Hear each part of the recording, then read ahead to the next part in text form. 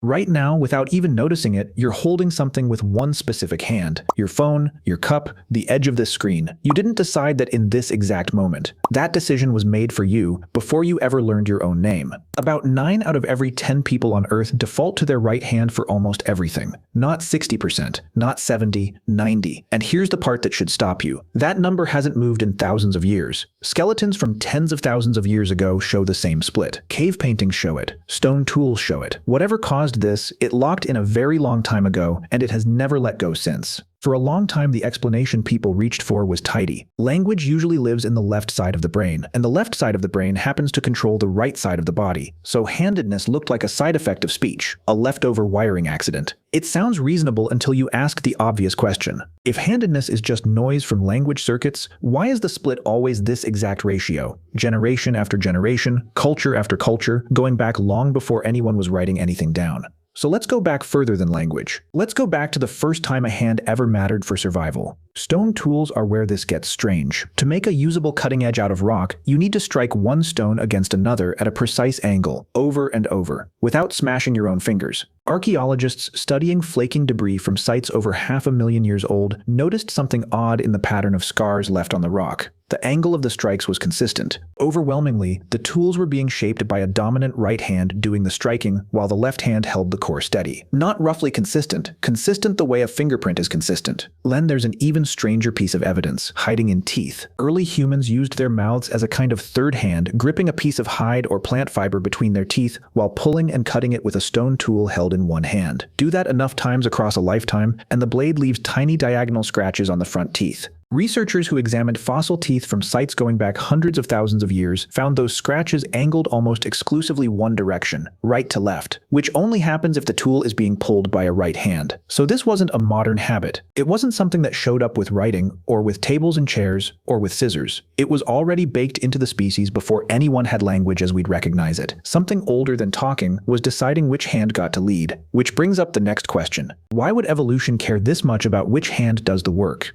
Throwing is where the picture gets sharper. Humans are, without exaggeration, the best throwing animal that has ever existed. No chimpanzee, no gorilla, nothing in the animal kingdom can throw an object with anything close to the speed and accuracy of an average human arm. Researchers who studied the biomechanics of a fastball pitch found that the human shoulder works almost like a slingshot, storing elastic energy in the tendons and releasing it in a fraction of a second, producing some of the fastest rotational motion recorded anywhere in the animal body. That ability didn't appear by accident. It shows up in the fossil record right around the time our ancestors started making dedicated spear points, and it shows up alongside changes to the shoulder and waist that let the upper body twist independently from the hips, exactly the motion you need to hurl something hard, far, and accurately. Throwing a spear at a moving animal is not something you want to be inconsistent at. Do it with a different hand every time, and every throw becomes a fresh guess. But specialize entirely into one hand, practice it from childhood, build the muscle memory so deep it becomes automatic, and suddenly the difference between eating tonight and not eating tonight comes down to a single well-grooved motion.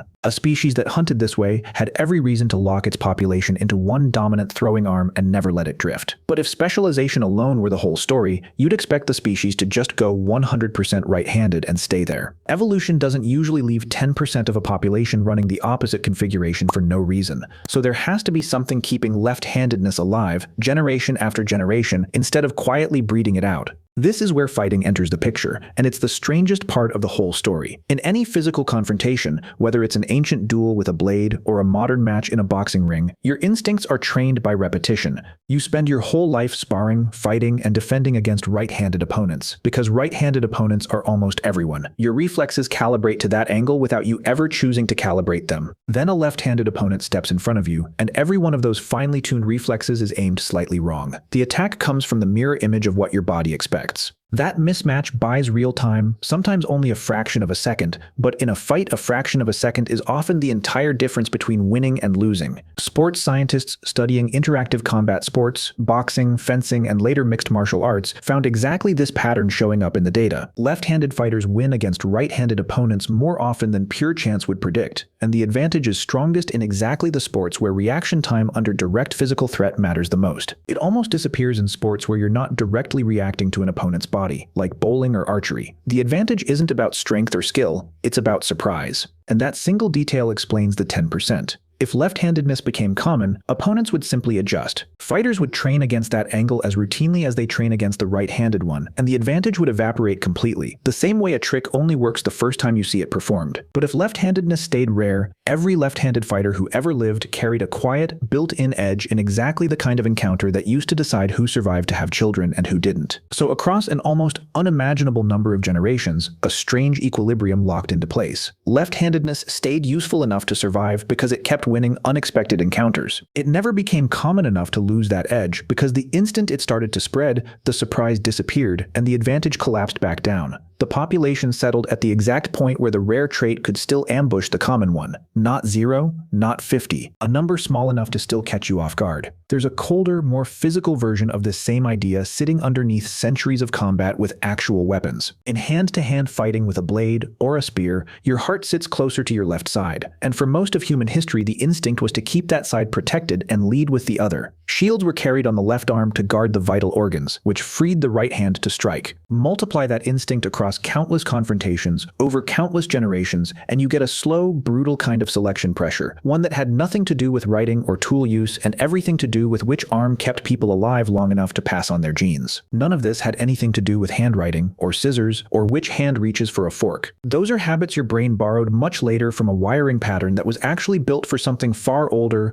far more physical, and far more dangerous than anything you do with your hands today. And there's one more layer to this that has nothing to do with biology at all, and everything to do with what people believed about the 10% who ended up on the other side of that split. For most of recorded history, left-handedness wasn't treated as a random variation. It was treated as a warning sign. The very word for left in Latin gives us the word we still use for something menacing and wrong. Children caught favoring their left hand were forced, sometimes violently, to switch. Tools, scissors, writing desks, even door frames were built assuming a right-handed user, quietly making left-handed life just a little harder in 1,000 small ways nobody bothered to notice. For centuries, being left-handed wasn't just a biological rarity. It was treated almost like evidence of something being off in a person, long before anyone understood there was a clean evolutionary reason it existed at all. So somewhere underneath a habit as small as which hand you use to pick up your coffee, there's a chain of pressure running back through fights that decided who lived, through the shoulders of the best throwers evolution ever built, all the way back to a right hand gripping a stone tool 500,000 years before anyone spoke a single word. Your hand isn't just a habit. It's the last visible piece of a war your ancestors fought for their lives, one that ended so long ago you've never once had to think about it, right up until this exact moment.